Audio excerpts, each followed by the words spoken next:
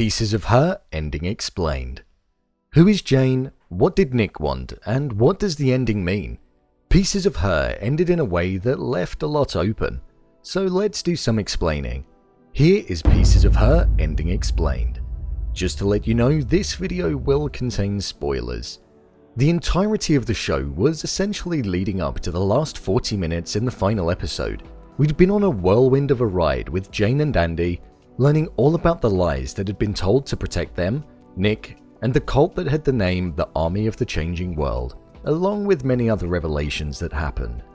The ending starts off following on from the car crash that occurred in episode 7, which left Charlie unfortunately dead, and Nick apparently saving Andy. However, it soon became clear that Nick killed Charlie and caused the crash, which is something I thought was a shame because Charlie was a character with good intentions. We see these flashbacks from when Andy was a child inside of a house, and it's now the one that she's being kept in by Nick. This is when we find out that Jane went to the police all those years ago to try and escape from Nick, and is the reason for him being on the run. She wanted him to be blamed for the events that happened in Oslo with her father being killed. Jane arrived at the house after receiving a video from Nick, and it became clear that Nick was after the recording of Jasper setting the whole event up with Nick, in order for him to be able to take over the company. Nick essentially wanted the recording, so he had some kind of control over the future vice president of the USA, and potentially get a pardon for the crimes that he was being accused of. The plan, however, didn't unfold as he would have expected, and the house ended up getting burnt down along with the audio recording of Jasper. This whole event then leads Jane and Nick to be standing off in the forest, but the police arrive before anything can happen. The police arrived due to the fact that Jane had called them and informed them that Nick was there, and that they would be meeting. It was essentially a setup. This is then when we think that we know it all and we're going to get a clean resolution. But in actual fact, things took a more sinister turn afterwards. We see Nick in custody and Jane prepared to testify against him no matter what, to ensure he goes to prison after being on the run for all of those years. Jasper soon arrives, and Jane is eager for him to get involved and find out what Nick is saying to the police, as they know it could be detrimental to Jasper, or at least that's the way that Jane frames it. Jasper disagrees to do it, due to the fact it could be damaging to his future career in leading America. However, he does agree to do so, and we leave it at that. We get the odd shot of Jane re-engaging with her former self in visiting a piano shop and her playing the piano for the first time in her adult life.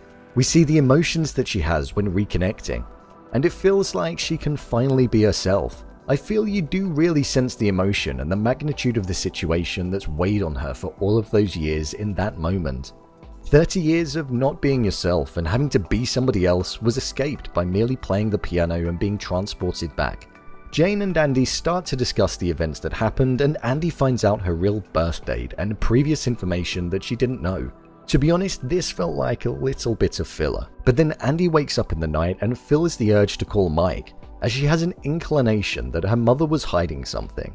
It's here when it's revealed that it was actually Jane who handed the weapon to Grace so that she could have her father taken out at the conference in Oslo. She managed to get the weapon through security by not needing to get through customs, due to the fact that her father is a big shot, which she openly stated in the discussion. We noticed this as well due to the fact that the bag that she entered the conference with is different to the one that she has on stage, and it's actually the one that Jane brought with her. We see them do the exchange. The only reason Nick was being blamed was due to Jane being the only witness there, so her statement was the truth apparently, and with her name holding the weight that it did, why would they not believe her? Jane, however, was making it all up. Jane wanted this done due to the fact that her father despised Nick and he wanted her to have a career, rather than raising a child to somebody that he did not like. He had previously tried all he could to get rid of the baby by putting something in the drink, and she didn't want this to continue into the future.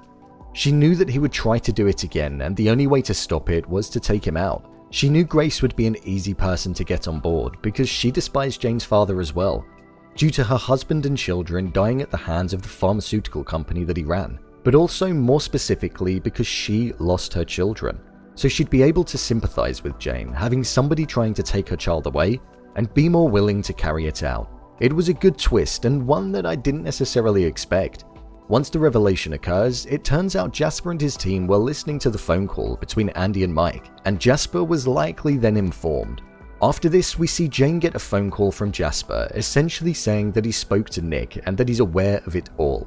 I'm on the fence about if he did speak to Nick or not though, as I feel the information that he got from the call with Andy was enough, and that way it wouldn't jeopardize his career any further. So that one has me stumped a little. The final moment in the show is of Andy waking up to her mother gone. I feel they wanted us as the viewer to be concerned about what had happened. Had she taken herself? Had she run away due to the fact that she was fearful of the consequences of Jasper turning her in? But it turns out she was down at the beach. Andy was frantically running towards the direction of the beach, and she was in fact there. We find out earlier that this was a place that Jane would often go during her time in witness protection, so that she could escape from being Laura and identify with the person she was pretending to be.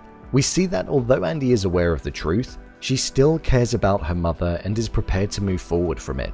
When she says, "Shall we go for a walk?" I feel it symbolizes them stepping away from the past, Jane appeasing Jasper, Andy's acceptance, and them moving on with their lives. This was an interesting show for certain, with many twists and turns that led you down multiple paths. The cast did a great job, and the flashbacks really added to the ability to translate the story across the screen in a natural way, as it could have become extremely confusing flashing between time periods. It was an enjoyable watch with a rewarding twist that played off at the end. What did you think of this show? Leave a comment down below, and don't forget to subscribe. I'll see you next time.